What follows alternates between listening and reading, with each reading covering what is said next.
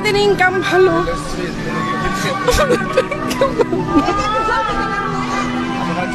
বেতন যা পাইছি তা তো ছেলে আছে, বাবা, বাসা ভাড়া, খাবার দাবার। 1 কেজি মাংস কিনতে গেলে তো 1000 টাকা চলে যায়। 1 কেজি মাংস, ফ্যামিলিতে 5 জন মানুষ আছে, 1 কেজি মাংস কিনে খাওয়া যায় 5 জন মানুষ 3 বেলা, এরকম আছি আর কি। নিয়ে আসছি 5000 টাকা নিয়ে আসছি, দেখি সবার জন্য।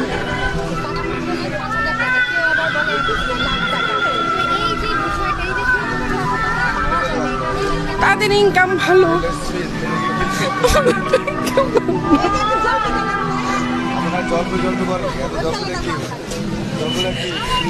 তাদের তো ইনকাম অনেক ভালো, আমাদের তারা তো ইনকাম একজন আয়ের উপরে চলে। আমাদের যেরকম ইনকাম এরকমই করতে হবে ছেলের জন্য।